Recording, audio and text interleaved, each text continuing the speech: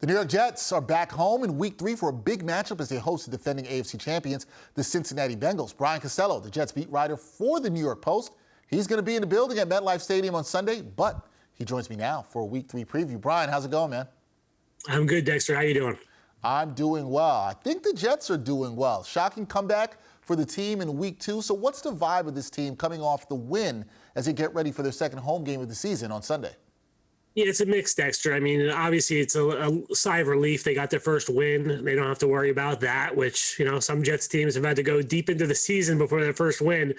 So there was some, excitement about that. But I also think on the same level, they don't want to get too caught up in that win from Cleveland last week. There was an emphasis on moving on and moving past it pretty quickly, knowing they had the Bengals coming in, a Bengals team that's 0-2, desperate for a win, angry about last year's loss. So it was a mix of joy and relief, but also getting back to business, Dexter. And getting back to business, look, winning always makes everything feel better. They want to try to continue that this week. Now, you can't talk about the win last week without talking about Joe Flacco. He threw for 307 yards and 4 touchdowns against the Browns, and that quieted some concerns about production at quarterback, Brian. So the question is, can Flacco do it again this week? Would you take Flacco over or under 250 yards passing? I take the over on that, Dexter, because I think the Jets will be throwing a lot again this week. The Bengals are an explosive offense. I have a feeling the Jets will be behind in this game again and trying to come back. So I think he'll throw a lot again this week and go over 250 yards. But I agree with you. Flacco quieted some critics. He was really good down the stretch last week to win that game. And I think, the Jets, they have a hot hand right now in Flacco, and they need to ride it as long as they can here. Zach Wilson might be back for next week.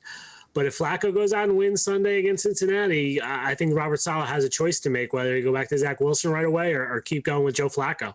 Ooh, we could see a little quarterback controversy around the Jets if Flacco plays well. Okay, Brian, here we go. Bengals 0-2 coming into this game. Some are saying it's a Super Bowl hangover for Cincy. So can the Jets win this game, and what's the keys to Gang Green getting a second straight win?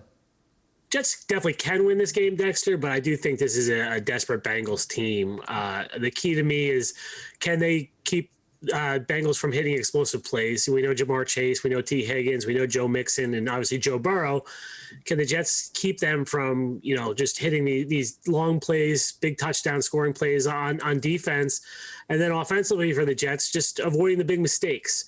They made some mistakes last week in that game against Cleveland, and obviously it got kind of lost in the way they won the game at the end. But Garrett Wilson had a big third down drop in the fourth quarter. They need to execute those plays and not have any fumbles. Tyler Conklin had a fumble, not have any interceptions.